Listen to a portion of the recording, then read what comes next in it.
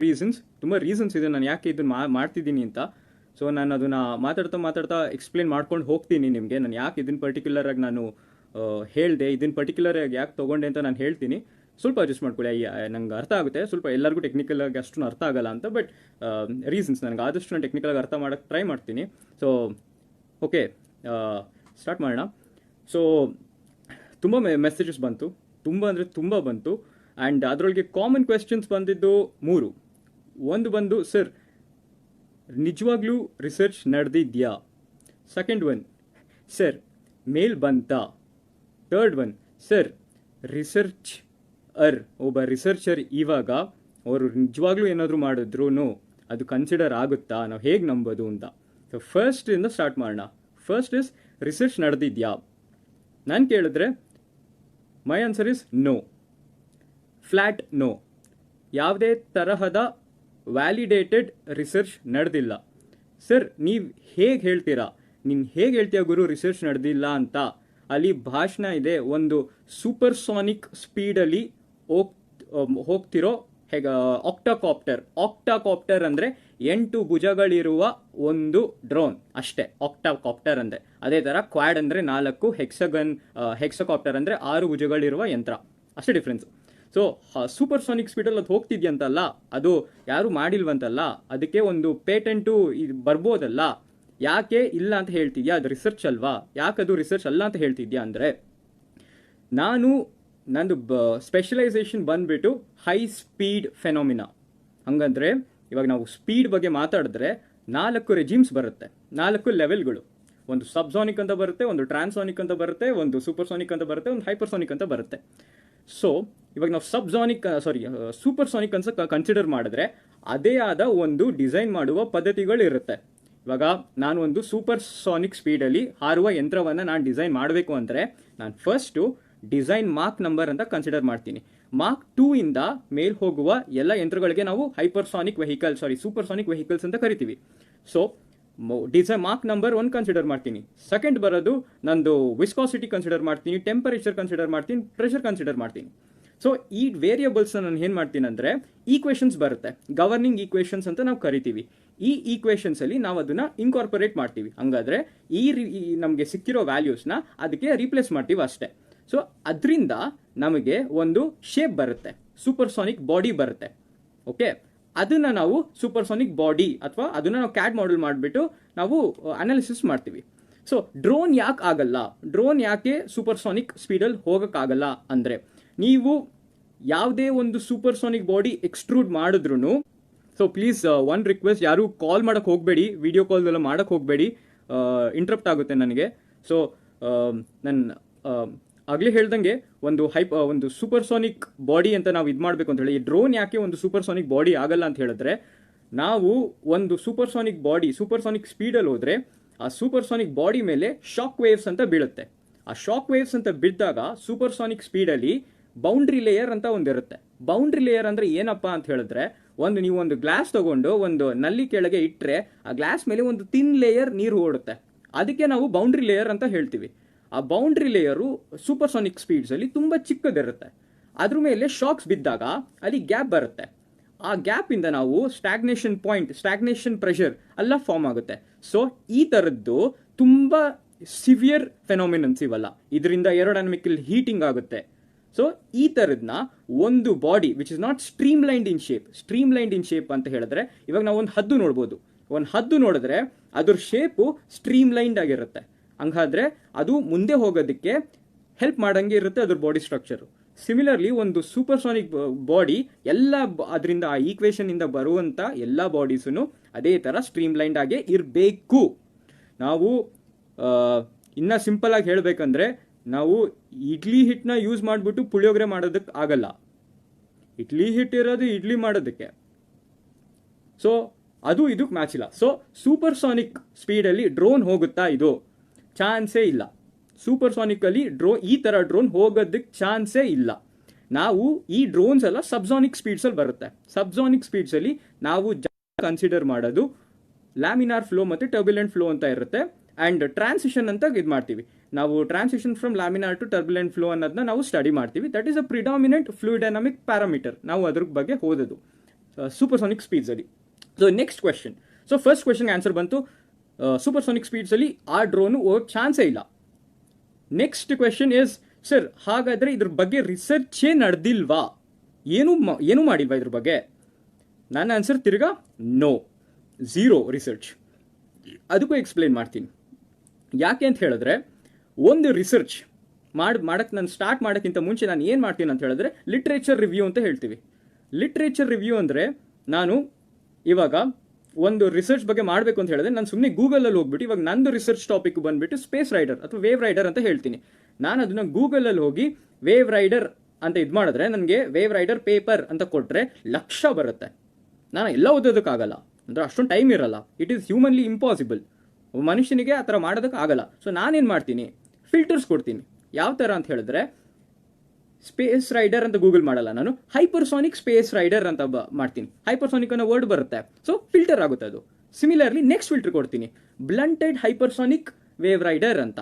So blunt ಬಂತು, ಇನ್ನು filter ಆಗುತ್ತೆ. ಅದಾದಮೇಲೆ ಬ್ಲಂಟ್ನ ಸ್ಪೆಸಿಫೈ ಮಾಡ್ತೀನಿ, 10% ಬ್ಲಂಟೆಡ್, 2 ಸೆಂಟಿಮೀಟರ್ ಬ್ಲಂಟೆಡ್ ಅಂತ ಸ್ಪೆಸಿಫೈ ಮಾಡ್ತೀನಿ. ಅವಾಗ ಎಲ್ಲ ಫಿಲ್ಟರ್ ಆಗಿ ನನಗೆ ಉಳ್ದಿರೋದೇ 10 ಪೇಪರ್ ಮ್ಯಾಕ್ಸಿಮಮ್ ಉಳ್ದಿರುತ್ತೆ. ಸೊ ಆ 10 ಪೇಪರಲ್ಲಿ ನನಗೆ ಫ್ರೀ ಆಕ್ಸೆಸ್. ಇವಾಗ ಸಪೋಸ್ ನಾನು ಒಬ್ಬ ಪ್ರೈವೇಟ್ ರಿಸರ್ಚರ್, ನನ್ನ ಹತ್ರ ಯೂನಿವರ್ಸಿಟಿದು ಪಾಸ್ ಎಲ್ಲ ಇರಲ್ಲ. ಸೊ ಒಬ್ಬ ಫ್ರೀ ರಿಸರ್ಚರ್ ಆದರೆ ನನಗೆ ಫ್ರೀ ಆಕ್ಸೆಸಲ್ಲಿ ಸಿಗೋದು ಒಂದು 2-3 ಪೇಪರ್. ಅದನ್ನು ನಾನು ಡೌನ್ಲೋಡ್ ಮಾಡ್ಕೋತೀನಿ. ಅದನ್ನು ಡೌನ್ಲೋಡ್ ಮಾಡಿಕೊಂಡು ಆ ಯಾರು ಆಥರ್ ಇರ್ತಾರೆ ಅವ್ರ ಬಗ್ಗೆ ನೋಡ್ತೀನಿ, ನನ್ನ ರಿಸರ್ಚು ಮತ್ತು ಅವರಿಗೆ ಸಂಬಂಧ ಇದೆಯಾ ಅಂತ. ನಾನು ಅದು ನೋಡಾದ್ಮೇಲೆ ನಾನು ಏನು ಮಾಡ್ತೀನಿ, ಅವ್ರದ್ದು ಸೈಟೇಷನ್ಸ್ ಇಟ್ಕೋತೀನಿ. ಸೊ ದಟ್ ನಾನು ಮುಂದಿನ ಅವರು ಏನಾದರೂ ಇದು ಮಾಡಿದ್ರೆ ನನಗೆ ಗೊತ್ತಾಗಲಿ ಅಂತ. This is the way to start a research. ಯಾವ ಒಳ್ಳೆ ಸೈಂಟಿಸ್ಟೂ ಅದು ಯಾವುದೇ ಒಳ್ಳೆ ರಿಸರ್ಚರ್ ಕೂಡ 4ಗಿಂತ ಜಾಸ್ತಿ ರಿಫರೆನ್ಸ್ ಪೇಪರ್ ಇಟ್ಕೊಳ್ಳಲ್ಲ. ಯಾಕಂತ ಹೇಳಿದ್ರೆ ಎಲ್ಲ ರಿಸರ್ಚ್ ವಿಲ್ ಬಿ ಸ್ಪೆಸಿಫಿಕ್. ಒಂದು ಕಡೆಗೆ ಮಾತ್ರ ನಾವು ಸ್ಪೆಸಿಫಿಕ್ ಆಗಿ ಓದೋದು, ನಾವು ಎಲ್ಲದನ್ನೂ ಮಾಡೋಕ್ಕಾಗಲ್ಲ. ಸೊ ಪರ್ಟಿಕ್ಯುಲರ್ ಆಗಿ ನಾವು ಸೆಲೆಕ್ಟ್ ಮಾಡಿರ್ತೀವಿ, 4 ರೆಫರೆನ್ಸ್ ಪೇಪರ್ ಅಂತ ಇಟ್ಕೊಂಡಿರ್ತೀವಿ, ಆ್ಯಂಡ್ ನೆಕ್ಸ್ಟ್ ಇದಕ್ಕೆ ಹೋಗ್ತೀವಿ. ಸೊ ನೆಕ್ಸ್ಟ್ ಪ್ರೊಸೀಜರ್ ಬಂದುಬಿಟ್ಟು, ಒಂದು ಡ್ರೋನ್, ಮಗ ನೀನು ಹೆಂಗೆ ಒಂದು ಡ್ರೋನ್ ಮಾಡ್ತೀಯಾ ಅಂತ ಕೇಳಿದ್ರೆ, drone is a team effort. ಡ್ರೋನ್ನ ಒಂದು ಕಾಂಪ್ಲೆಕ್ಸ್ ಒಂದು ನಾರ್ಮಲ್ ಡ್ರೋನ್ನ ಇದು ಮಾಡಬೇಕಂದ್ರೆ it is a team effort. ಒಂದು ಡಿಪಾರ್ಟ್ಮೆಂಟ್ ಮಾಡೋಕ್ಕಾಗಲ್ಲ. ಅದರೊಳಗೆ ಒಂದು ಡಿಸೈನ್ ಟೀಮ್ ಇರುತ್ತೆ, ಇನ್ನೊಂದು ಬಂದುಬಿಟ್ಟು you have control and guidance. ಇದನ್ನ ಜ್ಞಾಪಕ ಇಟ್ಕೊಳ್ಳಿ, control and guidance. Design team ಬಂದುಬಿಟ್ಟು ಯೂಶಲಿ ಮೆಕ್ಯಾನಿಕಲ್ ಇಂಜಿನಿಯರ್ಸ್ ಅವ್ರೇನು ಮಾಡ್ತಾರೆ ಅಂತ ಹೇಳಿದ್ರೆ, ಅದು ಕ್ಯಾಡ್ ಮಾಡೆಲ್ ಇರುತ್ತಲ್ಲ, ನಾನು ಹೇಳಿದ್ನಲ್ಲ ಮುಂಚೆ, ಒಂದು ಈಕ್ವೇಷನ್ಗೆ ಹಾಕ್ಬಿಟ್ಟು ಅದರಿಂದ ಒಂದು ಶೇಪ್ ತೆಗಿತಾರೆ ಅಂತ. ಆ ಮಾಡೆಲ್ನ ಅವರು ಕ್ಯಾಡಲ್ಲಿ ಮಾಡಿಬಿಟ್ಟು, next is a very important face, ಅದಕ್ಕೆ ನಾವು ಗ್ರಿಡ್ ಜನರೇಷನ್ ಅಂತ ಹೇಳ್ತೀವಿ. ಗ್ರಿಡ್ ಜನರೇಷನ್ ಏನು ಅಂತ ಹೇಳಿದ್ರೆ, ಆ ಇಡೀ ಬಾಡಿನ ಚಿಕ್ಕ ಪಾರ್ಟ್ ಮಾಡಿಬಿಟ್ಟು ಅದಕ್ಕೆ ಕ್ಯಾಲ್ಕುಲೇಷನ್ ಈಸಿ ಆಗಿ. ಗ್ರಿಡ್ ಜನರೇಷನ್ ತುಂಬ ಕಷ್ಟ. ಇವಾಗ ನಾನು ಮಾಡೋದು ಅದೇ ಗ್ರಿಡ್ ಜನರೇಷನ್. ಇದು CFD ಬರುತ್ತೆ. ಗ್ರಿಡ್ ಜನರೇಷನ್ ಯಾಕೆ ಕಷ್ಟ ಅಂತ ಹೇಳಿದ್ರೆ, ಅದು ಗವರ್ನಿಂಗ್ ಈಕ್ವೇಷನ್ಸ್ ಅಂತೆಲ್ಲ ಇರುತ್ತೆ, ಅದರ ಅನುಸಾರವಾಗಿ ನಾನು ಅದನ್ನ ಮಾಡಬೇಕು. ಕೆಲವು ಕಡೆ ನಾನು ಚಿಕ್ಕದಾಗಿ ಸೆಲ್ಸ್ ಮಾಡಬೇಕು ಅಂತ ಇರುತ್ತೆ, ಕೆಲವು ಕಡೆ ದೊಡ್ಡದಾಗಿ ಮಾಡಬೇಕು ಅಂತ ಇರುತ್ತೆ, ಕೆಲವು ಕಡೆ ಟಾಪೋಲಜಿ ಚೇಂಜ್ ಆಗುತ್ತೆ, ಸ್ಟ್ರಕ್ಚರಲ್ ಗ್ರಿಡ್ ಇರುತ್ತೆ, ಅನ್ಸ್ಟ್ರಕ್ಚರಲ್ ಗ್ರಿಡ್ ಇರುತ್ತೆ, ಈ ಥರ ತುಂಬ ಬರುತ್ತೆ. ಸೊ ನಾನೇನು ಮಾಡ್ತೀನಿ, ಅದನ್ನೆಲ್ಲ ಮಾಡಿ ನೆಕ್ಸ್ಟ್ ಬರೋದು ಬೌಂಡ್ರಿ ಕಂಡೀಷನ್ಸ್ ನಾನು ಕೊಡ್ತೀನಿ. ಫಾರ್ ಎಕ್ಸಾಂಪಲ್, ವಾಲ್ ಹತ್ರ ಸ್ಲಿಪ್ ಇರಲ್ಲ ಅಂತ ನಾನು ಒಂದು ಬೌಂಡ್ರಿ ಕಂಡೀಷನ್ ಕೊಡ್ತೀನಿ, ವಾಲ್ ಅವೇ ಕೋರ್ಸ್ ಆಗಿರುತ್ತೆ ಅಂತ ಇನ್ನೊಂದು ಬೌಂಡ್ರಿ ಕಂಡೀಷನ್ ಕೊಡ್ತೀನಿ. ಆ ಥರ ಎಲ್ಲ ಮಾಡಿ ನಾನು ಅನಾಲಿಸಿಸ್ ಮಾಡ್ತೀನಿ. ಒಂದು ಪಾರ್ಟನ್ನು ಅನಾಲಿಸಿಸ್ಗೆ ಸಬ್ಜೆಕ್ಟ್ ಮಾಡ್ತೀನಿ. ಇದು ಒಬ್ಬ ಮೆಕ್ಯಾನಿಕಲ್ ಇಂಜಿನಿಯರ್ ಮಾಡೋದು. ಅದು ಏನು ಮೆಟೀರಿಯಲ್ ಇಂಟಿಗ್ರಿಟಿ, ಒಂದು ಡ್ರೋನ್ ಇಂಟಿಗ್ರಿಟಿ, ಇದನ್ನ ಮಾಡೋದು ಮೆಕ್ಯಾನಿಕಲ್ ಇಂಜಿನಿಯರ್. ಸೊ ಈ ಕಡೆ ದ ರಿಯಲ್ ಹೀರೋಸ್, ಒಂದು ಡ್ರೋನ್ ಮಾಡೋದಕ್ಕೆ ರಿಯಲ್ ಹೀರೋಸ್, ನಾನೊಬ್ಬ ಮೆಕ್ಯಾನಿಕಲ್ ಇಂಜಿನಿಯರ್ ಆಗಿ ಹೇಳ್ತಾ ಇದ್ದೀನಿ, the real heroes in drone making is electronics, electrical people and may be CS. ನಂಗೆ ಅಷ್ಟು ಐಡಿಯಾ ಇಲ್ಲ. ಈ ಮೂರು, they are the real heroes, they are the heart of a drone. ಯಾಕೆ ಹೇಳ್ತಾ ಇದ್ದೀನಿ ಅಂತ ಹೇಳಿದ್ರೆ, electronics and electricals is the most difficult field. ಅದನ್ನ ಯಾಕೆ ಹೇಳ್ತೀನಿ ಅಂದರೆ, ಇವಾಗ ನಾನು ಒಬ್ಬ ಮೆಕ್ಯಾನಿಕಲ್ ಇಂಜಿನಿಯರ್ ಆಗಿ ನಾನೊಂದು ಕೋಡ್ ಓದಬೇಕು ಅಂತ ಹೇಳಿದ್ರೆ, ನನಗೆ ಈಕ್ವೇಷನ್ಸ್ ನೋಡಿದ್ರೆ ನನಗೆ ಗೊತ್ತಾಗ್ಬಿಡುತ್ತೆ ನಾನು ಯಾವ ವೇರಿಯೇಬಲ್ಸ್ನ ನಾನು ಡಿಕ್ಲೇರ್ ಮಾಡಬೇಕು ಅಂತ ನನಗೆ ಗೊತ್ತಾಗುತ್ತೆ. ಈಕ್ವೇಷನ್ಸ್ ನೋಡಿದ್ರೆ ಸಾಕು ನನಗೆ. ಬಟ್ ನಂದು ಲಾಜಿಕ್ ಓರಿಯೆಂಟೆಡ್ ಅಲ್ಲ. ಬಟ್ ನಾವು ಎಲೆಕ್ಟ್ರಾನಿಕ್ಸ್, ಎಲೆಕ್ಟ್ರಿಕಲ್ಸ್ಗೆಲ್ಲ ಬಂದರೆ ಅವರು ಸಿವಿಯರ್ಲಿ ಲಾಜಿಕ್ ಓರಿಯೆಂಟೆಡ್ ಇರುತ್ತೆ. ನನಗೆ ಅಷ್ಟೊಂದು ಟರ್ಮಿನಾಲಜೀಸ್ ಗೊತ್ತಿಲ್ಲ, ಬಿಕಾಸ್ ನನ್ನ ಬ್ಯಾಕ್ಗ್ರೌಂಡ್ ಅದಲ್ಲ. But they have all this latches ಇರುತ್ತೆ, ವೆರಿಲಾಗ್ ಆಪರೇಟರ್ಸ್ ಅಂತ ಇರುತ್ತೆ, ಅದಾದಮೇಲೆ ದೇ ಹ್ಯಾವ್ ದಿಸ್ ಲೂಪ್ಸ್ ಇರುತ್ತೆ, ಆಮೇಲೆ ಅದು ಕ್ಲಾಕ್ ಎಜ್ಜು ಸಿಗ್ನಲ್ ಇಲ್ಲಿ ಪಾಸ್ ಆದರೆ 0 to 1 ಆ ಥರ ಎಲ್ಲ ಇರುತ್ತೆ. It is completely logic oriented. Logic ಎಷ್ಟು ಇರುತ್ತೆ ಅಂತ ಹೇಳಿದ್ರೆ, ಅದು ನಾವು ಅರ್ಥ ಮಾಡಿಕೊಂಡು ಮಿಸ್ಟೇಕ್ ಇಲ್ಲದೆ ಮಾಡೋದಕ್ಕೆ ತುಂಬ ಟೈಮ್ ಬೇಕು. ಇವಾಗಲೂ ಎಷ್ಟೊಂದು ಜನ ತುಂಬ ಹೈ ಪೋಸ್ಟಲ್ಲಿರೋರು ಇವಾಗಲೂ ಮಿಸ್ಟೇಕ್ ಮಾಡ್ತಾರೆ. ಈ ಥರ ಲಾಜಿಕ್ನ ತಿಳ್ಕೊಂಡು ನಾವು ಪ್ರೋಗ್ರಾಮಿಂಗ್ ಸ್ಟಾರ್ಟ್ ಮಾಡ್ತೀವಿ. ಈ ಎಲ್ಲ ಲಾಜಿಕ್ನ ತಿಳ್ಕೊಂಡು ನಾವು ಒಂದು ಡ್ರೋನ್ ಪ್ರೋಗ್ರಾಮಿಂಗ್ನ ಸ್ಟಾರ್ಟ್ ಮಾಡ್ತೀವಿ. ಸೊ ನಾವು ಓಕೆ, ಫಾರ್ ಎಕ್ಸಾಂಪಲ್ ಡ್ರೋನ್ ನಾವು ಪ್ರೋಗ್ರಾಮಿಂಗ್ ಚೆನ್ನಾಗಿ ಮಾಡಿದೆ, ಸಕ್ಸಸ್ಫುಲ್ ಆಯಿತು. ಈ ಎಲ್ಲ ಪಾರ್ಟ್ಸ್ನ ಇಂಟಿಗ್ರೇಟ್ ಮಾಡಿ ನಾವು ಡೈರೆಕ್ಟಾಗಿ ಹೋಗ್ಬಿಟ್ಟು ಟೆಸ್ಟ್ ಮಾಡಲ್ಲ. ಏನು ಮಾಡ್ತೀವಿ, computational space or virtual space ಅಂತ ಕರಿತೀವಿ. ನಮ್ಮ ಸಿಸ್ಟಮಲ್ಲಿ ಒಂದು ನಾರ್ಮಲ್ ಎನ್ವೈರ್ನಮೆಂಟಲ್ಲಿ ಹೇಗೆ ಓಡುತ್ತೆ, ಒಂದು ಡ್ರೋನ್ ಹೇಗೆ ಮೂವ್ ಆಗುತ್ತೆ ಅದನ್ನು ನಾವು ಸಿಮ್ಯುಲೇಟ್ ಮಾಡ್ತೀವಿ. ಅದೇ ಕಂಡೀಷನ್ಸಲ್ಲಿ ನಾವು ಸಿಮ್ಯುಲೇಟ್ ಮಾಡ್ತೀವಿ. ಸಿಮ್ಯುಲೇಟ್ ಮಾಡಿದ ತಕ್ಷಣ ನಮಗೆ ವ್ಯಾಲ್ಯೂಸ್ ಬರುತ್ತೆ. ನಾನು ಅವತ್ತು ಏನು ಕೇಳಿದೆ ಕ್ವೆಶನ್, ಲಿಫ್ಟ್ ಆ್ಯಂಡ್ ಡ್ರ್ಯಾಗ್, ಅದು ಇಲ್ಲೇ ಬರೋದು. ಸಿಮ್ಯುಲೇಷನ್ಸಲ್ಲಿ ನಮಗೆ ರಿಸಲ್ಟ್ ಬರುತ್ತೆ. ಇಷ್ಟು ಲಿಫ್ಟ್ ಇದೆ, ಇಷ್ಟು ಡ್ರ್ಯಾಗ್ ಇದೆ ಅಂತ ನಮಗೆ ಗೊತ್ತಾಗುತ್ತೆ. ನೆಕ್ಸ್ಟ್ ಏನಾಗುತ್ತೆ ಅಂತ ಹೇಳಿದ್ರೆ, ನೆಕ್ಸ್ಟ್ ನಾವು ಆನ್ ಫೀಲ್ಡ್ ಟೆಸ್ಟಿಂಗ್ ಮಾಡ್ತೀವಿ. ಆನ್ ಫೀಲ್ಡ್ ಟೆಸ್ಟಿಂಗ್ ಅಂತ ಹೇಳಿದ್ರೆ 2 ಥರ ಬರುತ್ತೆ. ಇವಾಗ ನಾನು ಒಂದು ಏರ್ಕ್ರಾಫ್ಟ್ ಡಿಸೈನ್ ಮಾಡಬೇಕಂದ್ರೆ ವಿಂಡ್ ಟನಲ್ ಟೆಸ್ಟ್ಸ್ ಮಾಡ್ತೀನಿ ನಾನು. ಅದೇ ಥರ ಡ್ರೋನಿಗೆ ಯಾವುದೋ ಇರ್ಬೋದೇನೋ, ಅದು ನನಗೆ ಸರಿಗೆ ಇನ್ಫಾರ್ಮೇಷನ್ ಇಲ್ಲ. ಸೊ ಡ್ರೋನಿಗೆ ಅದೇ ಥರ ಪರ್ಟಿಕ್ಯುಲರ್ ಒಂದು ಟೆಸ್ಟ್ ಮಾಡ್ತೀವಿ. ಸೊ ಎಕ್ಸ್ಪೆರಿಮೆಂಟಲ್ ವ್ಯಾಲ್ಯೂ ನಮ್ಮ ಹತ್ರ ಇರುತ್ತೆ, CFD ವ್ಯಾಲ್ಯೂಸ್ ಇರುತ್ತೆ ನಮ್ಮ ಹತ್ರ. ಸೊ 2 ಕಂಪೇರ್ ಮಾಡ್ತೀವಿ, ನೋಡ್ತೀವಿ. ಒಂದು 2 ಬಂದಿರುತ್ತೆ, ಇನ್ನೊಂದು 5 ಬಂದಿದ್ರೆ ಎರರ್ 3 ಅಂತ ಅರ್ಥ. ಆ 3ನ ಅದು ಫೀಡ್ಬ್ಯಾಕ್ ಆಗುತ್ತೆ. ದಟ್ ಮೀನ್ಸ್ ನೆಕ್ಸ್ಟ್ ಟೈಮ್ ಇಟ್ರೇಷನ್ಗೆ ಅದು ಕಡಿಮೆ ಆಗ್ತಾ ಬರುತ್ತೆ. ಇದು loop. This is the like ಒಂದು ನಾರ್ಮಲ್ ಡ್ರೋನ್ ಮಾಡಬೇಕಂದ್ರೆ ಇಷ್ಟೆಲ್ಲ ಪ್ರೊಸೆಸ್ ಇರುತ್ತೆ. ನಾನು ಸಿಂಪಲ್ ಆಗಿ ಹೇಳಿದ್ದೀನಿ, ಬಟ್ ಒಂದೊಂದು ಪ್ರೊಸೆಸ್ಸು ತುಂಬ ಕಷ್ಟ, ತುಂಬ TDS, ತುಂಬ ಟೈಮ್ ತಗೊಳುತ್ತೆ. ಯಾವುದು ಒಂದಿನದಲ್ಲಿ ಆಗೋವಂಥದ್ದಲ್ಲ. ಸೊ ನೆಕ್ಸ್ಟ್ ಕ್ವೆಶನ್ ಏನಂತ ಹೇಳಿದ್ರೆ, ದ ಮೋಸ್ಟ್ ಇಂಪಾರ್ಟೆಂಟ್ ಕ್ವೆಶನ್ ಎಲ್ಲರೂ ವೇಟ್ ಮಾಡ್ತಿರೋದು, ಸರ್ ಮೇಲ್ ಬಂತಾ ಕ್ವೆಶನ್. ಸೊ ನನಗೆ ಯಾವುದೇ ತರಹದ ಮೇಲ್ ಕೂಡ ಬಂದಿಲ್ಲ, ಅದು ಬರುವುದಿಲ್ಲ, ಅದು ಬಂದರೂ ನಾನು ಎಕ್ಸೆಪ್ಟ್ ಮಾಡುವುದಿಲ್ಲ. ಯಾಕೆ ಅಂತ ಹೇಳಿದ್ರೆ, ನಾನು ಫಸ್ಟೇ ಹೇಳಿದೆ, ಇದೆಲ್ಲ ಜನರಲ್ ನಾಲೆಜ್ ಅಲ್ಲ. ಒಬ್ಬ ವ್ಯಕ್ತಿಗೆ 170 IQ ಇದ್ರೂ ಸ್ಕಿಲ್ ಇಲ್ಲ ಅಂದರೆ, ಈ ಥರ ಬ್ಯಾಕ್ಗ್ರೌಂಡ್ ಇಲ್ಲ ಅಂದರೆ, ಇವಾಗ ನಾನು ನಿಮ್ಮ ಹತ್ರ ಇಷ್ಟೊಂದು ಮಾತಾಡ್ತಿದ್ದೀನಿ ಅಂತ ಹೇಳಿದ್ರೆ, ನಾನು ಟೆಕ್ನಿಕಲ್ ಬಗ್ಗೆ ನೋಡಿ ಇಷ್ಟು ದೊಡ್ಡ ಬುಕ್ ಓದಿರ್ಬೇಕು ನಾನು, ಇಷ್ಟು ನಾನು ಕಂಫರ್ಟಬಲ್ ಆಗಿ ನಿಮ್ಮ ಹತ್ರ ಮಾತಾಡಬೇಕು ಅಂತ ಹೇಳಿದ್ರೆ, ದಟ್ ಈಸ್ ರಿಸರ್ಚ್. ಆ ಥರ ಇಷ್ಟು ಓದ್ಬಿಟ್ಟು ನಾನು ಮಿಸ್ಟೇಕ್ಸ್ ಮಾಡ್ತೀನಿ, that means I am not perfect. ಅದೇ ಥರ ಯಾವುದೇ ಒಂದು ಬ್ಯಾಕ್ಗ್ರೌಂಡ್ ಇಲ್ಲದೆ ಒಂದು ಜನರಲ್ ನಾಲೆಜ್ ಮೇಲೆಲ್ಲ ಇದನ್ನು ಮಾಡೋಕ್ಕಂತೂ ಸಾಧ್ಯ ಇಲ್ಲ. ಸ್ಕಿಲ್ ಬೇಕು, ಸ್ಕಿಲ್ ಈಸ್ ಇಂಪಾರ್ಟೆಂಟ್. ಸ್ಕಿಲ್ ಇಲ್ಲದೆ ಮಾಡೋಕ್ಕಾಗಲ್ಲ. ಆಮೇಲೆ 1 ವರ್ಷದಲ್ಲಿ ಮಾಡುವಂಥದ್ದು ಕೆಲಸಗಳಲ್ಲ ಇದು. ಒಬ್ಬನಿಗಲ್ಲ ಆಗೋದೇ ಇಲ್ಲ ಇದು. It is completely inhuman. ಚಾನ್ಸೇ ಇಲ್ಲ ಇದು. ಅದಾದ ನಾನು ಯಾಕೆ ಇಷ್ಟೊಂದು ಕಂಫರ್ಟಬಲ್ ಆಗಿ ಹೇಳ್ತಾ ಇದ್ದೀನಿ ಅಂತ ಹೇಳಿದ್ರೆ, ನನಗೆ ಗೊತ್ತು. And next question, so second question clear ಆಯಿತು. ನನಗೆ ಯಾವುದೇ ಮೇಲ್ ಬಂದಿಲ್ಲ, ಬರೋದು ಇಲ್ಲ, ಅದು ನಾನು ಎಕ್ಸೆಪ್ಟು ಮಾಡಲ್ಲ. ಬಿಕಾಸ್ ಒಬ್ಬ ವ್ಯಕ್ತಿ ಒಂದು ಸಿಂಪಲ್ ಕ್ವೆಶನ್ಗೆ ಆನ್ಸರ್ ಮಾಡೋಕ್ಕೆ ಆಗ್ತಿಲ್ಲ, ಅದಾದಮೇಲೆ ನನಗೊಂದು 10 ದಿನ ಆದಮೇಲೆ ನನಗೆ ಅದಕ್ಕೆ ಆನ್ಸರ್ ಬಂತು ಅಂತ ಹೇಳಿದ್ರೆ ಯಾರು ಎಕ್ಸೆಪ್ಟ್ ಮಾಡ್ತಾರೆ ಅದನ್ನು?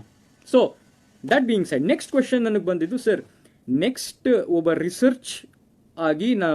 ರಿಸರ್ಚರ್ ಇವಾಗ ಏನೋ ಒಂದು ಇನೋವೇಷನ್ ಮಾಡಿದೆ. ಇವಾಗ ರಿಸರ್ಚರ್ ಫೀಲ್ಡ್ಗೆ ಒಂದು ಬ್ಲ್ಯಾಕ್ ಲೇಬಲ್ ಇದೆ. ತುಂಬ ರಿಸರ್ಚರ್ಸ್ ತುಂಬ ಆ್ಯಂಗ್ರಿಯಿಂದ, ಇವಾಗ ಆಸ್ಟ್ರೇಲಿಯಾ US ಇಂದ ಅಲ್ಲಿ ಕೆಲಸ ಮಾಡ್ತಿರೋರು ಪೋಸ್ಟ್ ಡಾಕ್ಸ್ ಎಲ್ಲ ನನಗೆ ಕಾಲ್ ಮಾಡಿ ಹೇಳಿದ್ರು, ಇವಾಗ ನಾವೇನಾದರೂ ಒಂದು ಇನೋವೇಷನ್ ಮಾಡಿದ್ರೆ ನಮಗೆ ಅಪ್ರಿಸಿಯೇಷನ್ ಸಿಗುತ್ತಾ ಇಲ್ವಾ ಅಂತ. ನಾನು ಓದಿದ್ದು, ನನ್ನ ಸ್ಕೂಲ್ ಬಂದು ಕೇಂಬ್ರಿಡ್ಜಲ್ಲಿ ನಾನು ಓದಿದ್ದು. ನಾನು 5th ಸ್ಟ್ಯಾಂಡರ್ಡಲ್ಲಿ ಇರಬೇಕಾದ್ರೆ ನನಗೊಂದು ಫಂಟಾಸ್ಟಿಕ್ ಟೀಚರ್ ಇದ್ದರು. ಅವರೇ ನಾನು ಇಲ್ಲಿವರೆಗೂ ಇಷ್ಟು ಮಾತಾಡ್ತಾ ಇದ್ದೀನಿ ಅಂತ ಹೇಳಿದ್ರೆ ಅವರೇ ಅದಕ್ಕೆ ಇನ್ಸ್ಪಿರೇಷನು. ಅವ್ರ ಹೆಸರು ಹೇಮಲತಾ ಅಂತ. ಅವ್ರ ಸೈನ್ಸ್ ಕ್ಲಾಸಲ್ಲಿ ನನಗೆ ಯಾವಾಗಲೂ ಎಲ್ಲರಿಗೂ ಹೇಳ್ತಾ ಇದ್ರು, every science class should have 2 important question, why and how. ನಾನು ಯಾಕೆ ಇದನ್ನು ಹೇಳ್ತಾ ಇದ್ದೀನಿ ಅಂದರೆ, ನಾವು ಏನೇನು ರಿಸರ್ಚ್ ಮಾಡ್ತೀವಿ, 2 ವರ್ಷ 3 ವರ್ಷ ನಾವು ಏನು ಕುತ್ಕೊಂಡು ಮಾಡ್ತೀವಿ, ನಮಗೆ ತೋರಿಸ್ಕೊಳ್ಳೋದಕ್ಕಿರೋದು 5 ಪೇಜು. ಅಬ್ಸ್ಟ್ರಾಕ್ಟಿಂದ ಹಿಡಿದು ರಿಸಲ್ಟ್ವರೆಗೂ ಅಷ್ಟೇ ನಾವು ತೋರ್ಸೋಕ್ಕಾಗೋದು. ಯಾರಾದರೂ ಅದು ನೋಡಿಬಿಟ್ಟು ನೀನೊಂದು ಮಿಸ್ಟೇಕ್ ಮಾಡಿದ್ಯಾ ರಿಸರ್ಚಲ್ಲಿ, ಸ್ವಲ್ಪ ಕರೆಕ್ಟು, ಇನ್ನೂ ಸ್ವಲ್ಪ ಅಥವಾ ಜಾಸ್ತಿ ಕರೆಕ್ಟು, ಸ್ವಲ್ಪ ತಪ್ಪು ಅಂತ ಇಲ್ಲ, ತಪ್ಪು ಅಷ್ಟೇ. ನೀವು ಸ್ವಲ್ಪ ತಪ್ಪಾಗ್ಬಿಟ್ಟು ರಿಸರ್ಚಲ್ಲಿ ಕೊಟ್ಟರೆ it is like complete zero, ನಿನಗೇನೂ ಬರಲ್ಲ, ನೀನು ಮಾಡಿದ್ದೆಲ್ಲ ವೇಸ್ಟು ಅನ್ನೋದು. ಸೊ ಯಾವುದೇ ರಿಸರ್ಚರ್ಗೆ ನೀವು ಹೋಗ್ಬಿಟ್ಟು, ಸರ್ ಇದು ಹೇಗೆ ಮಾಡಿದ್ರಿ, ಇದು ಯಾತಕ್ಕೆ ಮಾಡಿದ್ರಿ ನೀವು ಅಂತ ಕೇಳಿದ್ರೆ ಅವರು ತುಂಬ ಖುಷಿಯಿಂದ ನಿಮಗೆ ತಲೆ ಕೆಟ್ಟೋಗೋವರೆಗೂ ಎಕ್ಸ್ಪ್ಲೈನ್ ಮಾಡ್ತಾರೆ. ಅವರು ನಿಜವಾದ ರಿಸರ್ಚರ್ಸ್. ನೀವೇ ಅನ್ಕೊಬೇಕು ಯಾಕಪ್ಪ ನಾವು ಈ ಕ್ವೆಶನ್ಸ್ ಕೇಳಿದ್ರಿ ಅಂತ. ಬಿಕಾಸ್ ಅವ್ರಿಗೆ ಏನಂದರೆ ತುಂಬ ಕೆಲಸ ಮಾಡಿರ್ತಾರೆ ಅದ್ರ ಬಗ್ಗೆ. ಎಕ್ಸ್ಪ್ಲೈನ್ ಮಾಡೋಕ್ಕೆ ಟೈಮ್ ಸಿಗಲ್ಲ. ಒಂದು ಕಾನ್ಫರೆನ್ಸ್ಗೆ ಹೋದರೆ 5 ನಿಮಿಷದಲ್ಲಿ ಮುಗಿಸಿ ಅಂತ ಹೇಳ್ತಾರೆ. So that is the only ego that we have, that ಯಾರೋ ನಮಗೆ ನಾವು ಮಾಡಿದ ಬಗ್ಗೆ ಕೇಳ್ತಾರೆ, ಯಾರೋ ನಮ್ಮನ್ನ ಸೈಟ್ ಮಾಡ್ತಾರೆ, ನಮ್ಮ ಮಾಡಿರೋ ರಿಸರ್ಚ್ ಬಗ್ಗೆ ಯಾರೋ ಒಬ್ರು ಕೇಳ್ತಾರೆ, ಅಷ್ಟೇ ಇರೋದು. So that being said, so mostly ಇದು ನನ್ನ ಒಪಿನಿಯನ್ ಅಂತ ನಾನು ಹೇಳ್ತಿಲ್ಲ. So I think most engineering background ಇರೋರು I think they will agree with me. ನಾನು ಇವಾಗ ಹೇಳಿರೋದು ನಾನು ಟೆಕ್ನಿಕಲಾಗಿ ನಾನು ಏನು ಹೇಳಿದ್ನೋ ಅದ್ರ ಜೊತೆ ನೀವು ಅಗ್ರಿ ಮಾಡ್ತೀರ ಅಂತ ಅಂದ್ಕೊಂಡಿದ್ದೀನಿ. And coming to the other side, which I literally ನನಗೆ ಹೋಗೋಕ್ಕೆ ಇಷ್ಟ ಇರಲಿಲ್ಲ, but with a heavy heart from 2 days before, ಎರಡು ದಿನ ಹಿಂದೆ ನಾನು ಯಾರು ಅಂತಲೂ ಯಾರಿಗೂ ಗೊತ್ತಿರಲಿಲ್ಲ. ಐ ವಾಸ್ ಅ ನೋ ಬಡಿ. ನಾನು ಇಷ್ಟು ಮಾತಾಡ್ತಿದ್ದೀನಿ, ನಾನು ಇವಾಗ ಮಾತಾಡೋದಕ್ಕೆ ನನಗೆ ಅಷ್ಟು ಯೋಗ್ಯತೆ ಇದೆಯೋ ಅಥವಾ ಅರ್ಹತೆ ಇದೆಯೋ ನನಗೆ ಗೊತ್ತಿಲ್ಲ. ಬಟ್ ಮೊನ್ನೆಯಿಂದ ನನಗೆ ಯಾರೋ ಅಣ್ಣ, ಮಗ, ಮಚ್ಚ, ಅಣ್ಣ ಆ ಥರ ಎಲ್ಲ ಹೇಳಿದ್ರು. ನಂಗೆ ತುಂಬ ಖುಷಿ ಆಯಿತು. ಲೈಫಲ್ಲಿ ನನಗೆ ತುಂಬ ದೊಡ್ಡ ಫ್ಯಾಮಿಲಿ ಸಿಗ್ತೇನೋ ಅಷ್ಟು ಖುಷಿ ಆಯಿತು. ಆ್ಯಂಡ್ ಲೈಕ್ ಒಂದು ಫೀಲಿಂಗ್ ಇದ್ದೇ ಇರುತ್ತೆ ದಟ್ ಒಬ್ಬನ ಬೀಳಿಂದ ನನ್ನ ಏಳಿಗೆ ಆಗ್ತಿದೆ ಅಂತ ಅದು ಇದ್ದೇ ಇದೆ. ಬಿಕಾಸ್ ನನಗೆ ಒಬ್ಬರು ಮೆಸೇಜ್ ಮಾಡಿದ್ರು, ಅವರು ನನಗೆ ಹೇಳಿದ್ರು ಲೈಕ್ ಅವ್ರ ಸನ್ ಎಕ್ಸ್ಪೈರ್ ಆಗಿದ್ದಾರೆ, ಲೈಕ್ ಅವನು ಇಂಜಿನಿಯರಿಂಗ್ ಸ್ಟೂಡೆಂಟ್ ಆಗಿದ್ದ. ಆ್ಯಂಡ್ ಅವ್ರು ನನಗೆ ಹೇಳಿದ್ರು ಮೋಸ್ಟ್ಲಿ ಅವ್ನು ಇದ್ದಿದ್ರೆ ಅವ್ನು ನಿಂತರೇ ಮಾತಾಡ್ತಿದ್ನೇನೋ ಕೊಣೋ ಅಂತ. ನಂಗೆ ತುಂಬ ಅದು ಒಂಥರ ಹರ್ಟ್ ಆಯ್ತು ನನಗೆ. ಬಟ್ ದೆನ್ ಅಗೇನ್ ನಾನೇನು ಹೇಳ್ತಾ ಇದ್ದೀನಿ ಅಂದರೆ, ಲೈಕ್ ಎಲ್ಲರಿಗೂ ನಾನು ಕನ್ನಡಿಗರಿಗೆ ನನ್ನ ನಿಜವಾಗ್ಲೂ ಇಲ್ಲಿವರೆಗೂ ನೀವು ದರ್ಶನ್ ಬರಲೇಬೇಕು, ನೀನು ಬರೋ ಗಂಟ ನಮಗೆ ಕನ್ಕ್ಲೂಷನ್ ಸಿಗಲ್ಲ ಅಂತ ಹೇಳ್ದವ್ರಿಗೆ ನಂದು ಒಂದೇ ರಿಕ್ವೆಸ್ಟ್ ಇರೋದು, ತಪ್ಪಾಗಿದೆ, ಪ್ಲೀಸ್ ಫರ್ಗಿವ್ ಮಾಡಿ. ಯಾಕೆ ಹೇಳ್ತಾ ಇದ್ದೀನಿ ಅಂದರೆ, ಹೇಟ್ ಮಾಡೋದು ನಮ್ಮ ಗುಣ ಅಲ್ಲ. ನಾವು ಕನ್ನಡಿಗರು, ನಾವು ಹೇಟ್ ಮಾಡಬಾರದು. ತಪ್ಪು ನಡೆದಿದೆ. ಇಂಟ್ರೆಸ್ಟ್ ಇದ್ದರೆ ಅದ್ರ ಬಗ್ಗೆ ಓದಲಿ, ಡೈನಾಮಿಕ್ಸ್ ಓದಲಿ, ಮೆಕ್ಯಾನಿಕ್ಸ್ ಓದಲಿ, ಕೈನಾಮೆಟಿಕ್ಸ್ ಓದಲಿ, ಅಚೀವ್ ಮಾಡಲಿ, ಖುಷಿ. ನಮ್ಮ ಕರ್ನಾಟಕಕ್ಕೆ ಮಾಡದೆ ಬೇರೆ ಎಲ್ಲಿ ಮಾಡೋಕ್ಕೆ ಇದಾಗುತ್ತೆ. ಒಬ್ಬ ಕನ್ನಡಿಗ ಇಷ್ಟೊಂದು ವರ್ಲ್ಡ್ ಸ್ಟೇಜಲ್ಲಿ ರಿಪ್ರೆಸೆಂಟ್ ಮಾಡಿದ್ದಾನಂದರೆ ನಮಗೆ ಎಲ್ಲರಿಗೂ ಹೆಮ್ಮೆ ಆಗುತ್ತೆ. ಸೊ ಇನ್ನೊಂದು ಹೇಳೋಕ್ಕೆ ಇಷ್ಟಪಡ್ತೀನಿ, ನಾನು ಮೊನ್ನೆಯಿಂದ ತುಂಬ ಇಂಟರ್ವ್ಯೂಸ್ಗೆಲ್ಲ ಕರೆದಾಗ ನಾನು ರಿಜೆಕ್ಟ್ ಮಾಡಿದೆ. ಓನ್ಲಿ ರೀಸನ್ ಬೀಯಿಂಗ್, ಈ ಥರ ವಿಷಯ ಎಲ್ಲ ಸ್ಪ್ರೆಡ್ ಆಗಬಾರ್ದು. ಯಾಕಂದರೆ ಇದು ಜಾಸ್ತಿ ಸ್ಪ್ರೆಡ್ ಆಗ್ತಾ ನಮ್ಮ ಸ್ಟೇಟಿಗಿನ್ನ ವ್ಯಾಲ್ಯೂನೇ ಡೌನ್ ಆಗೋದು. ಸೊ ಇದೆಲ್ಲ ಸ್ಪ್ರೆಡ್ ಆಗಬಾರ್ದು. This should stop. ನಿಮಗೆ ಇವಾಗ ಕನ್ಕ್ಲೂಷನ್ ಸಿಕ್ಕಿದೆ ಅಂತ ಅನ್ಕೋತೀನಿ. ನೀವು ಕೇಳ್ದಂಗೆ ದರ್ಶನೇ ಬಂದು ಮಾತಾಡಿರೋದು. ಟೆಕ್ನಿಕಲಾಗಿ ಮೆಕ್ಯಾನಿಕಲಲ್ಲಿ ನಾನು ತಪ್ಪು ಮಾಡಿರಲ್ಲ, ನನಗೆ ಗೊತ್ತು, ನನ್ನ ರಿಸರ್ಚ್ ಅದು. ಎಲೆಕ್ಟ್ರಾನಿಕ್ಸ್ ರಿಲೇಟೆಡ್ ನಾನು ಏನೋ ತಪ್ಪು ಹೇಳಿದ್ರೆ, ಸೊ ನೀವು ನನ್ನ ಕರೆಕ್ಟ್ ಮಾಡಿ, ಈ ಥರ ಮಾಡು, ಈ ಥರ ಕಣೋ, ನೀನು ಹೇಳಿದ ತಪ್ಪು ಅಂತ ಇದು ಮಾಡಿ. I am very approachable. ನನ್ನ ಇನ್ಸ್ಟಾಗ್ರಾಮ್ ಹ್ಯಾಂಡಲ್ ಇದೆ ನಿಮ್ಮ ಹತ್ರ, so you can text me, very happy. But ನಾನು ಕೇಳೋದು ಒಂದೇ ಇಷ್ಟು. ಆ್ಯಂಡ್ ಒಂದು ಹೇಳಬೇಕು, Karnataka's troll pages and memes are unbelievable, awesome. They are like out of the world, unparalleled. ಯಾಕೆ ನಾನು ಹೇಳ್ತಾ ಇದ್ದೀನಿ ಅಂತ ಹೇಳಿದ್ರೆ, ಇಟ್ ಇಸ್ ನಾಟ್ ದಟ್ ನನ್ನ ಅವ್ರು ಫೇಮಸ್ ಮಾಡಿಬಿಟ್ರು ಓವರ್ ನೈಟ್ ಅಂತ ಅಲ್ಲ. They respected my privacy a lot. ಅದು ತುಂಬ ಇಂಪಾರ್ಟೆಂಟ್. ಬಿಕಾಸ್ ಬೆಳಗ್ಗೆ ರಾತ್ರಿ ನನ್ನ ಫೋನ್ನ ನಾನು ಸ್ವಿಚ್ ಆಫ್ ಮಾಡೋಕ್ಕಾಗಲ್ಲ. ಯಾಕಂದರೆ ನಂಗೆ ಲ್ಯಾಬಿಂದ ಕಾಲ್ಸ್ ಬರುತ್ತೆ, ಮಿಡ್ ನೈಟಿಂದನೂ ಕಾಲ್ಸ್ ಬರ್ಬೋದು. ಅದಕ್ಕೆ ನಾನು ಫೋನ್ನ ಸ್ವಿಚ್ ಆಫ್ ಮಾಡೋಕ್ಕಾಗಲ್ಲ. ಸೊ ಬರ್ತಿತ್ತು ತುಂಬ, ಸರ್ ಪ್ಲೀಸ್ ಇಂಟರ್ವ್ಯೂಗೆ ಬನ್ನಿ, ಅದಕ್ಕೆ ಬನ್ನಿ, ಇದಕ್ಕೆ ಬನ್ನಿ ಅಂತ. ನಾನು ಹೇಳಿದೆ, this is a very sensitive thing. ಈಗ ಇಂಟರ್ವ್ಯೂ ಮಾಡೋದ್ರಿಂದ ತುಂಬ ಜಾಸ್ತಿ ಇದು ಎಸ್ಕಲೇಟ್ ಆಗುತ್ತೆ. ಸೊ ನಾನೇ ಲೈವಿಗೆ ಹೋಗ್ತೀನಿ, ನಾನೇ ಮಾತಾಡ್ತೀನಿ. ನಾನು ಬರಬೇಕು ಅಂತ ಜನ ಕೇಳಿರೋದು, ನಾನೇ ಬರ್ತೀನಿ. I think this is a proper conclusion and they are awesome. So ನಾನು ಅವ್ರಿಗೆ ಕೈ ಮುಗ್ದು ಕೇಳ್ಕೊತೀನಿ. ಸೊ ಪ್ಲೀಸ್ ಜನರಿಗೆ ಲೈಕ್ ಈ ಥರ ಅವನ ಮೇಲೆ ಹೇಟ್ ಬೇಡ, ಈ ಸಿಚುವೇಶನ್ ಬಗ್ಗೆ ಹೇಟ್ ಬೇಡ. So let us forgive. ನಮ್ಮ ಇಡೀ ಕರ್ನಾಟಕದಲ್ಲಿ ಒಂದು ದೊಡ್ಡ ಸೂತ್ಕ ಇದೆ ನಮಗೆ ಇವಾಗ, ಕೊರೋನಾ ಅನ್ನೋದು. ನಾವು ಅದನ್ನು ಗೆಲ್ಲೋಣ ಫಸ್ಟು. ಅದ್ರ ಮುಂದೆ ಇದೆಲ್ಲ ಏನೂ ಇಲ್ಲ. ಅದು ನಾವು ಚೆನ್ನಾಗಿದ್ರೆ ಇನ್ನೆಲ್ಲ ಮಾಡ್ಬೋದು. ಸೊ ಅದು ಒಂದು ನನ್ನ ಕಡೆಯಿಂದ ರಿಕ್ವೆಸ್ಟ್. ಅದೇನೋ ಗೊತ್ತಿಲ್ಲ, ಇವತ್ತು ಅನ್ನಿಸ್ತಿದೆ ದರ್ಶನ್ ನಾನು ಏನಾದರೂ ಹೇಳಿದ್ರೆ ಅಟ್ಲೀಸ್ಟ್ ಏನೋ ಗೊತ್ತಿಲ್ಲ 40% ಆಫ್ ದ ಜನ ನನ್ನ ಮಾತು ಕೇಳಿ ದರ್ಶನ್ ಹೇಳ್ತಾ ಇದ್ದಾನೆ, ಸೊ ವಿ ಶುಡ್ ಫರ್ಗಿವ್ ಅಂತ ಅನ್ಕೋತಾರೆ ಅಂತ ನಾನು ಅನ್ಕೊಂಡಿದ್ದೀನಿ. ಸೊ ಪ್ಲೀಸ್ ಕೈ ಮುಗ್ದು ಕೇಳ್ಕೊತೀನಿ, ಒಬ್ಬ ಒಬ್ಬ ನೀವೇ ಹೇಳಿದಿರ ಅಣ್ಣ, ಮಗ, ಮಚ್ಚ, ಬ್ರೋ, ಡೂಡ್ ಕಡೆಯಿಂದ ಬರ್ತಿದೆ. So please let us forgive, let us forget, let us move on. So ಇಲ್ಲಿವರೆಗೂ ನಾನು ಮಾತಾಡಿದ್ದು ಆ ಇನ್ಸಿಡೆಂಟ್ ಬಗ್ಗೆ. ಸೊ ನಾನು ಇನ್ನೂ ಸ್ವಲ್ಪ ಹೊತ್ತು ಮಾತಾಡ್ತೀನಿ, that is not related to this. So ಇವಾಗ ನಾನು ಹೇಳ್ದಂಗೆ ಮುಗೀತಿದ್ದು, ನಾನು ಇದ್ರ ಬಗ್ಗೆ ತಿರ್ಗಾ ಮಾತಾಡಲ್ಲ. ಸೊ ನಿಮಗೆ ಬೇಕಾಗಿರೋ ಕನ್ಕ್ಲೂಷನ್ ನಾನು ಕೊಟ್ಟಿದ್ದೀನಿ ಅಂತ ನಾನು ಅಂದ್ಕೊಂಡಿದ್ದೀನಿ.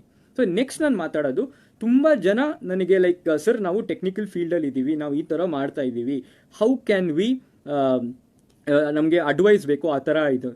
ನಾನು ಹೇಳಿದೆ, ಸರ್ ನೀವೆಲ್ಲ ತುಂಬ ದೊಡ್ಡವರು, ನನ್ನ ಪ್ಲೀಸ್ ಯಾರು ಸರ್ ಅಂತೆಲ್ಲ ಅಡ್ರೆಸ್ ಮಾಡಬೇಡಿ. I am just 24 years of old, above average intelligence ಅಷ್ಟೇ ಇರೋದು. ನಾನು ಏನು ಮಾಡ್ತಿರೋ ಕೆಲಸ ಎಲ್ಲ ಏನು ಮಾಡಿಲ್ಲ, ನಾನು ಅಬೋವ್ ಆ್ಯಾವ್ರೇಜ್ ಇಂಟೆಲಿಜೆನ್ಸ್ ಅಷ್ಟೇ. ಬಟ್ ನನಗೆ ಗೊತ್ತಿರೋದ್ರ ಬಗ್ಗೆ ನೀವು ಏನು ಕೇಳಿದ್ರು I am ready to help you all.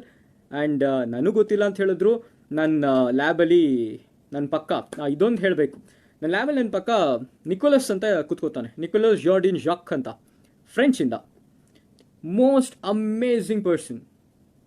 I think ನನ್ನ ಕೇಳಿದ್ರೆ ನನಗೆ ಗೊತ್ತಿರೋದ್ರಲ್ಲಿ he is the most knowledgeable person ನನಗೆ ಗೊತ್ತಿರೋದು. ಸುಮ್ಮನೆ ಎಲ್ಲರಿಗೂ ಗೊತ್ತಿರಲಿ ಅಂತ ಹೇಳಿದೆ.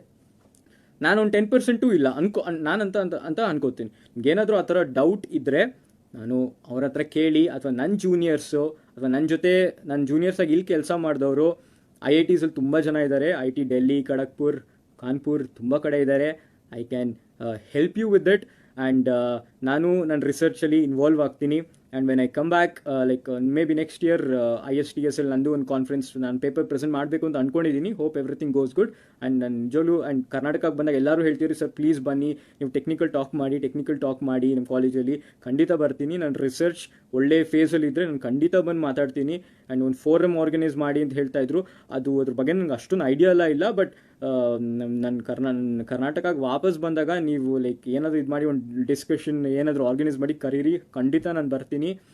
ಆ್ಯಂಡ್ ಇಷ್ಟೊಂದು ಪ್ರೀತಿ ಕೊಟ್ಟಿದ್ದೀರಾ. ಆ್ಯಂಡ್ ಅದನ್ನು ನಾನು ವ್ಯಾಲ್ಯೂ ಮಾಡಲಿಲ್ಲ ಅಂದರೆ that is sin on my part. So I will always be grateful for it. ಯಾವಾಗಲೂ ನಾನು ಇದನ್ನು ಇಟ್ಕೊಂಡಿರ್ತೀನಿ. These 2 days were like completely different for me. And I hope you support me. ಇದನ್ನು ಹಾಗೆ ಇಟ್ಕೊಳ್ಳಿ, ಮರಿಬೇಡಿ, ಅಷ್ಟೇ ಕೇಳೋದು. And with that being said, ಅದೇ ಲಾಸ್ಟಲ್ಲಿ ಇದೊಂದೇ ನಾನು ಕೇಳ್ಕೊಳ್ಳೋದು, ಲೆಟ್ಸ್ ಫರ್ಗೆಟ್ ದಿಸ್. ಇನ್ನೊಂದ್ಸರಿ ಇದ್ರ ಬಗ್ಗೆ ಮಾತಾಡಬೇಡಿ. ತಪ್ಪಾಗಿದೆ, ಆಗುತ್ತೆ. So let us forgive and forget. ಎಲ್ಲರ ಹತ್ರನೂ ಇದೇ ಕೇಳ್ಕೊಳ್ಳೋದು. ಆಮೇಲೆ ಈ ಕೊರೋನಾ ಅನ್ನೋದು ತುಂಬ ಹರಡ್ತಾ ಇದೆ. ಸೊ ಎಲ್ಲರೂ ಹುಷಾರಾಗಿರಿ, take care. And I hope you all a very happy life. So thank you all.